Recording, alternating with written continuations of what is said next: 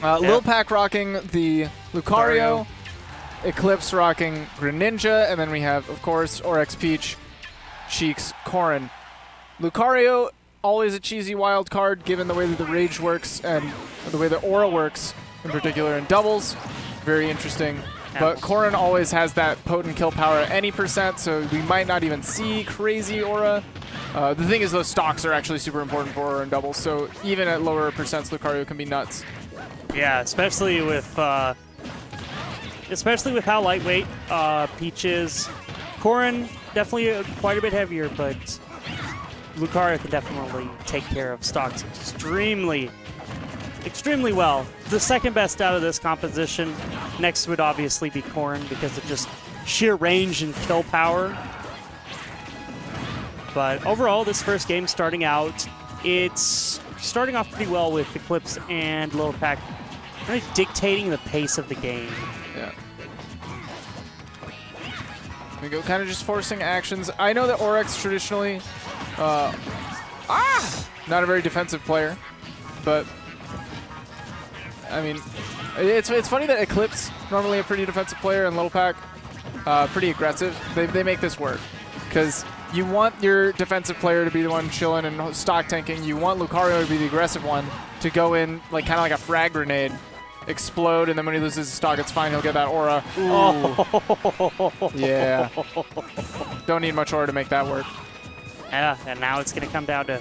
Oh, no! Really unfortunate bonk. However, we do see 3 stocks on Greninja and 1 on Lucario, so that means we're going to max out aura at like 50%. Well, on it, actually, no, I think right now he has max aura. Yeah. Like, it's either 25 or 50. I can't remember what it's definitely not a 50 exact, but it's just giving some averages. Like, give or take. Yeah. But yeah, I mean, just look at him right now. He's steaming pretty well.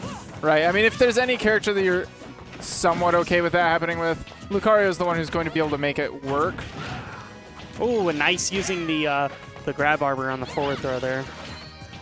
What a good reaction. Go for the safe punish. I want to see some silly back airs, taking stocks at 20%. And it's definitely in the realm of possibility right now. And one thing that we've neglected to mention that's really good right now is the fact that Eclipse is holding on to his first stock for so long. Because that first stock makes... Oh, this is really rough. See, now the aura is back to normalized.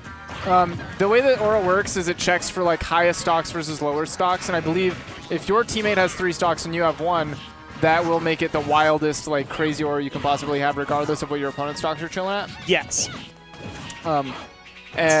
Meanwhile, as long as your partners are normalized, it still registers you as losing right now, so he has a little bit extra aura, but it's not even close to as crazy as what it could have been.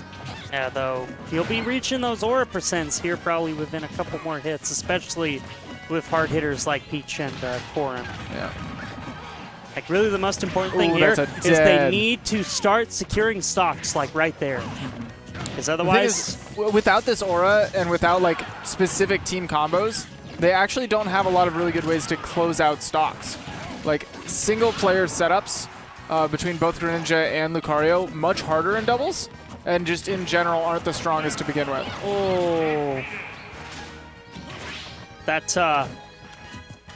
That forward throw into forward air into Chomp was enough to, well, actually, no, it was almost enough to take that, but it's able to keep it all locked in, and we're going to game 2. See what adjustments can be made. Maybe not running off the stage and just dying at 30% is always good for. That's a good way to increase your longevity of life. Yeah. Increase the quality of your life by not SD. Yeah. Also, in general, I feel like we saw red teams survive for a really long time because blue team didn't have like kill setups between the two of them. Like, one thing I would really like to see out of blue team, out of Eclipse and LiLPac, is grabs. Yeah. Like, honestly, that's really the big thing. Because, sure, their attacks are kind of slowish. They don't really deal they don't have the best of hitboxes or deal a huge amount of damage. But just getting grabs puts you into good situations in doubles. Yeah.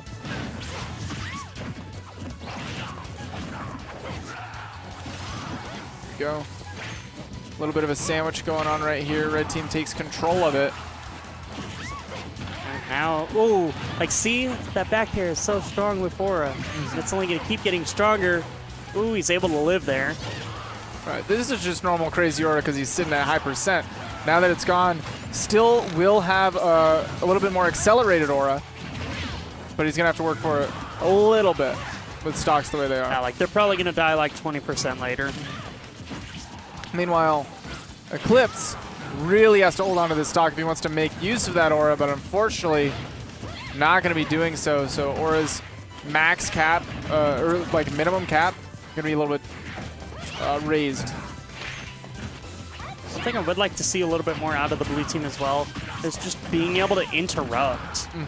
Because right now, red team is basically having their way with them as far as combos go.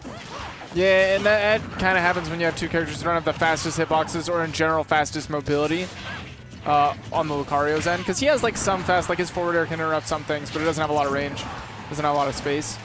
Lucario, or Greninja has like a little bit of speed to him, but he doesn't have the fastest hitboxes, so interrupting all these team combos is going to be difficult. Yeah. Ooh, almost got the upper there, Yeah. and that definitely would have been a big keeper right there. But you know what? They're going to reset it. This is going to still be in an extremely tough situation because they've got a lot of percent to make up here. Right. They do have Lucario. Like I said, Lucario is always a wild card for the dubs. He does have big Aura right now. I definitely could see them die extremely quickly. I love that forward throw to the up air from the Corrin. Waiting for the opportunity, and that Aura is no more a problem. Yeah. Still going to be decently potent right now, but yeah, one thing they have to do is they have to start finding these interactions where they can win.